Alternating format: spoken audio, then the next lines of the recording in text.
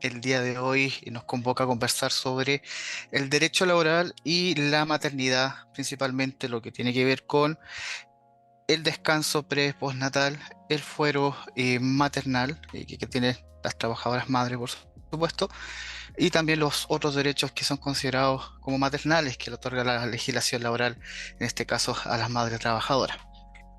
Bien, como se dijo, ese fue el objetivo del workshop o el webinar del día de hoy. ¿Porque es importante conocer de esta materia? Por supuesto, porque la legislación laboral de per se ya es una legislación intuitiva y bastante protectora a los derechos de los trabajadores, es aún más cuando hablamos de derechos maternales. Por sobre todo, también se está cuidando la integridad física y psíquica de la trabajadora madre y también de ese niño o niña que se encuentra o ese bebé que está por nacer. Por lo tanto, las infracciones al no cumplimiento por estas normativas también son bastante graves, multas administrativas por parte de la Inspección del Trabajo y consecuencias eventuales laborales si es que no se respetan.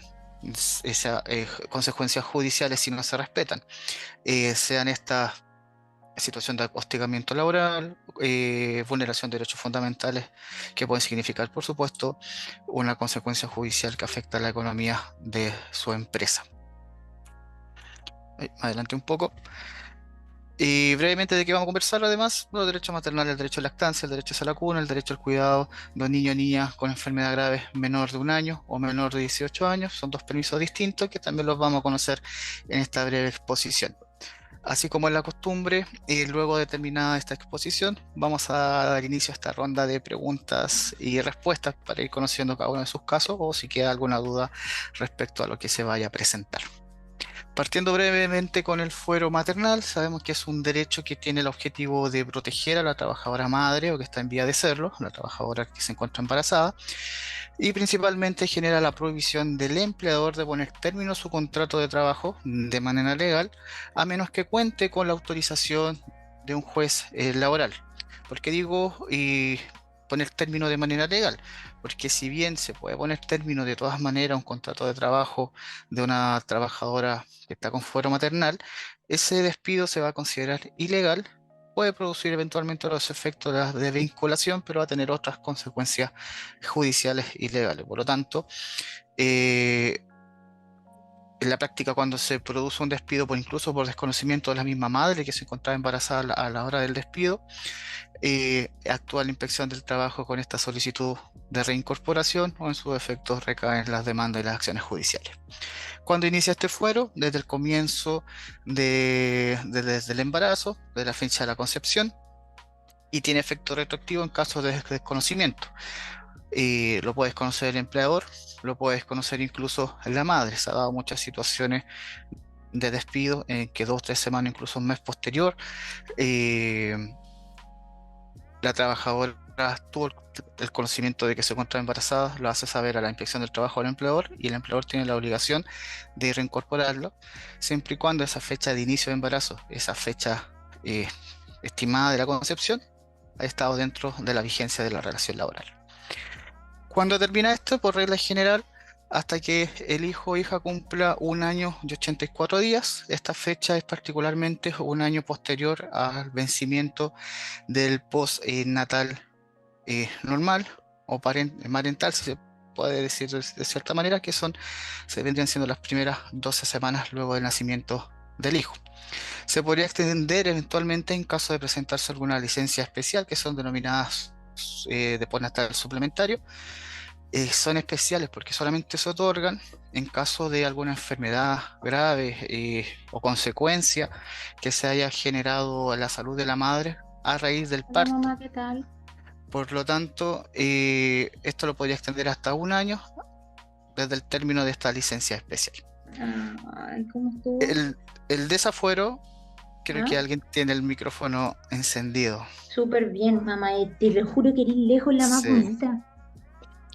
María Ignacia, no sé si me escuchas, pero tienes el micrófono encendido.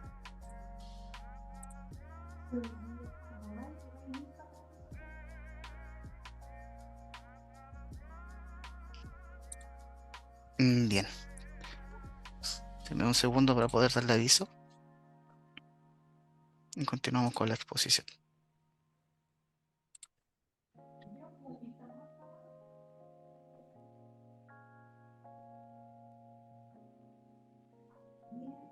Ya, ahí la vice seguramente pronto lo va a pagar. El desafuero, finalmente, ¿cómo se levanta un fuero maternal? Por supuesto, con la fecha del término de la misma. Llegado a este año 84 días por regla general, la trabajadora pierde esta protección, por lo tanto, eventualmente al día siguiente podría ser desvinculada sin necesidad de la autorización de un juez.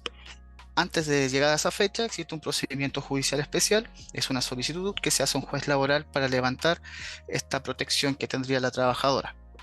¿Y cuando se usa normalmente el desafuero? Por ejemplo, cuando se contrató a una trabajadora por un plazo fijo, por un mes, 2 meses, 3 meses, cualquiera sea este plazo. Y claro, se encontraba embarazada y para poder poner término a ese contrato a plazo fijo, se requiere el desafuero, la autorización previa del juez. En otros casos ya más grave, cuando se evidencia una falta grave por parte de la trabajadora, robos, situación delictuales dentro del lugar de trabajo y que se encuentra embarazada, también se puede levantar el desafuero para invocar la causal de despido correspondiente. Bien, descansos pre y postnatal. El descanso prenatal corresponde, como bien saben su mayoría, a este periodo de 12 semanas, que son 42 días de descanso, que se cuentan de manera y contado hacia atrás, digamos, de la fecha de parto estimada, fecha estimada, digamos, que se contabiliza durante el periodo del embarazo y la puede determinar la matrona o facultativo médico correspondiente. Se otorga este descanso mediante la emisión de una licencia médica otorgada por el correspondiente facultativo médico, matrona y médico especialista en la materia.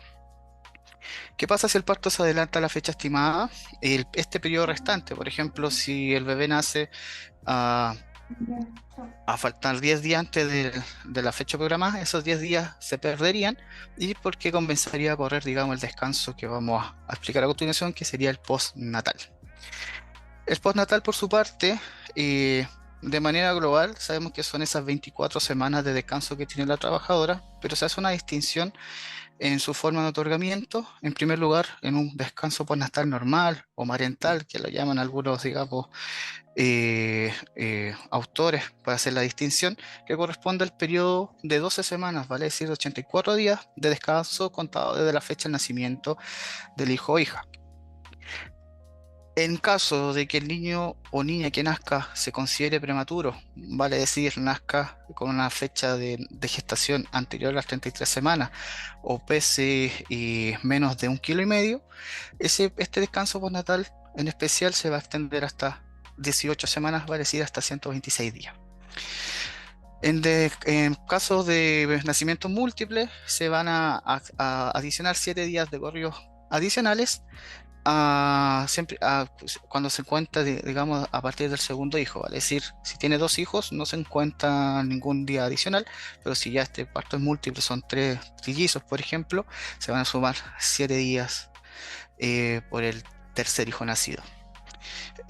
También se otorga mediante licencia médica, generalmente cuando se da el alta a la madre de la clínica o hospital, se va a su casa con la licencia médica correspondiente.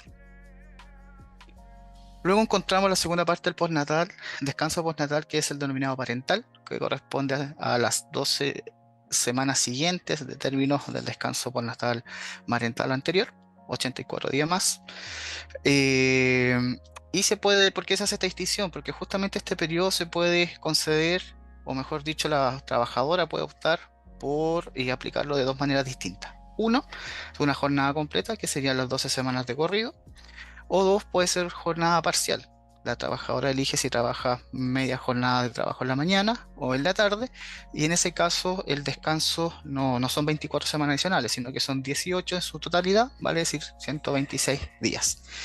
También se da la oportunidad que a la semana séptima del descanso postnatal parental, la trabajadora madre puede optar en compartir las semanas que restan o una fracción de ellas al padre. eh, Puede ser la totalidad o alguna de estas semanas. Si es fraccionado, siempre esas semanas se van a dejar al final. Y el padre va a tener que asumir la misma modalidad que haya elegido la madre para hacer uso de su descanso postnatal. Vale decir, jornada completa o parcial. En cuanto a la comunicación, es importante, se consulta mucho y claro, y muchos usuarios nos preguntan. trabajadora cumplió sus 12 semanas de descanso parental, postnatal parental o normal, y ahora toca el descanso postnatal parental. ¿Requiere de una nueva licencia médica para ello? ¿Me tiene que informar algo? En primer lugar, no requiere de una nueva licencia médica. Y vale decir que se extiende la misma. Y una renovación automática no requiere ir de nuevo a la matrona o al especialista para poder extenderla. Si la trabajadora tiene la obligación de comunicar al empleador si va a optar por una forma distinta a la jornada completa, vale decir, si va a optar por la jornada parcial o bien va a traspasar cierta jornada al padre, que también por supuesto va a tener que comunicar al empleador del padre si son distintos. Si no dice nada la trabajadora, se entiende que va a tomar sus 12 semanas continuas de corrido, que sería el efecto subsidiario, digamos, de este descanso. En cuanto a los derechos de maternidad, brevemente quise agregar lo más importante. En primer lugar, por supuesto, la prohibición de desarrollar ciertos trabajos. La trabajadora embarazada no tendría la obligación de ejecutar labores que pongan en riesgo su embarazo y su propia salud. Por ejemplo, si era una obrera de construcción, esta trabajadora, por supuesto, no podría hacer labores que signifiquen cargar mucho peso, o otras situaciones que puedan afectar a un normal embarazo. En segundo lugar, tenemos el derecho de lactancia o alimentación, que corresponde a aquel derecho que tiene, ahí hubo un error, digamos, de tipeo, que corresponde a la madre trabajadora para alimentar a su hijo o hija si mantiene y se mantiene hasta que este niño cumpla 2 años de edad. Se puede otorgar de tres formas distintas, o mejor dicho, la trabajadora tiene el derecho de poder aplicarlo de la forma que ella lo estime conveniente. Eso por regla general, porque claro, también se tiene que adecuar al funcionamiento de la empresa. Lo puede ocupar en cualquier momento, interrumpiendo la jornada de trabajo. Por supuesto, eso tiene que indicar desde un principio cuando ella haga efectivo su derecho y no lo puede cambiar en el transcurso de estos 2 años, de elegir por una opción.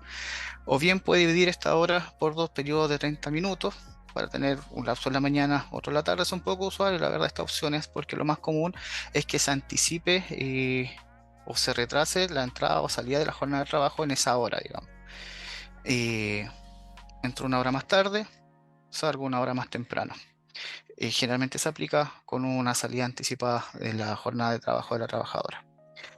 ¿Qué pasa si existen partos múltiples o nacimientos múltiples? La ley no lo regula, pero la jurisprudencia, tanto de nuestros tribunales como administrativa de la Inspección del Trabajo, ha dicho que debería tocarse una hora por cada niño, por cada hijo o niña, niño que haya nacido, digamos, porque el objetivo de este derecho es poder alimentarlos a ellos y no siempre se va a poder alimentar a ambos bebés de manera simultánea. En tercer lugar tenemos el derecho a la cuna, que es aquel derecho que tienen las madres de optar a una sala cuna, y más que nada es una obligación que tienen los empleadores cuando tienen contratadas a 20 o más trabajadoras, cualquiera sea su edad. Hay un mito, digamos, que tienen que ser edad fértil, un 80%. Eso no es así, son 20 trabajadoras, cualquiera sea su edad. El empleador tiene la obligación de ofrecer la sala cuna a sus trabajadoras. La puede también aplicar de tres maneras distintas, manteniendo de forma independiente una sala cuna dentro de su lugar de trabajo. Sabemos que son pocos los empleadores que tienen la capacidad económica para aquello. También existe una forma de cumplimiento colectivo cuando se juntan con otros empleadores y pueden construir una sala cuna en conjunto, o bien pagar directamente los costos de la sala cuna a la trabajadora en su caso. Por último, encontramos los dos permisos especiales que se le otorga a la madre, principalmente, y eventualmente se puede extender al padre, si la madre así lo solicita, cuando existe en caso de enfermedad de un niño menor de 1 año. En este caso, la madre puede optar a una licencia médica otorgado por el facultativo que acredita esa enfermedad. Hay un listado específico de las enfermedades que son catalogadas como graves para hacer uso de esta licencia médica. Y la madre podría eventualmente ceder este derecho al padre, pero la primera llamada a tener este beneficio es la madre. Asimismo, permiso de enfermedad del hijo menor de 18 años. En caso de una enfermedad grave, un accidente grave o un riesgo de fallecimiento de su hijo o hija, existe este permiso especial que corresponde a la cantidad de horas correspondiente a 10 jornadas de trabajo anuales, Obviamente cada jornada de trabajo puede tener una distribución horaria distinta, por eso no se habla de horas en específico. Ese permiso es a cargo del empleador, lo tiene que costear el empleador, y se va a tratar como si fueran un periodo de vacaciones adicionales, digamos. Se pueden fraccionar por horario, no necesariamente por jornadas completas. Y también como en el caso anterior, se podría ceder al padre si la madre así lo requiere.